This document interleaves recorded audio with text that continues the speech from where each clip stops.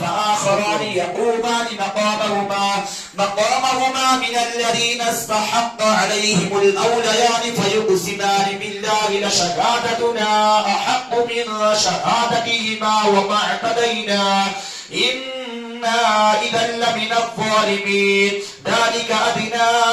أن يأتوا بالشهادة على وجهها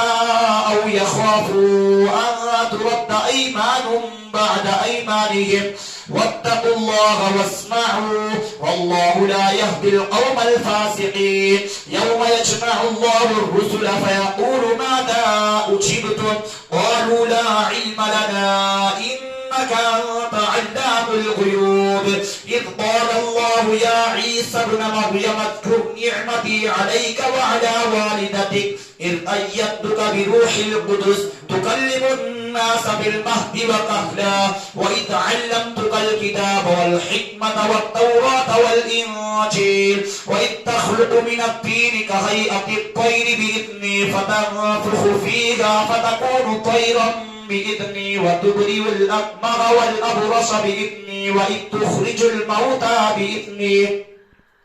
وإذ كففت بني إسرائيل عنك إذ جئتهم بالبينات فقال الذين كفروا منهم إن هذا إلا سحر مبين وإذ أوحيت إلى الحواريين أن آمنوا بي وبرسولي قالوا آمنا واشهد بأننا مسلمون إذ قال الحواريون يا عيسى ابن مريم هل يستطيع ربك أن ينزل علينا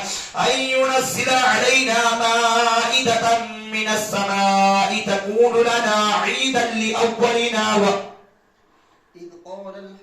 إذ قال الحواريون يا عيسى ابن مريم هل يستطيع ربك أن ينزل علينا مائدة من السماء قال اتقوا الله إن كنتم مؤمنين قالوا نريد أن نأكل منها وتطمئن قلوبنا ونعلم أن قد صدقتنا ونكون عليها من الشاهدين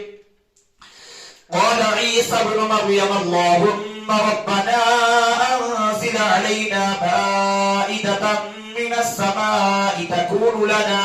تكون لنا عيدا لأولنا وآخرنا وآية منك وارزقنا وأنت خير الرازقين قال الله إن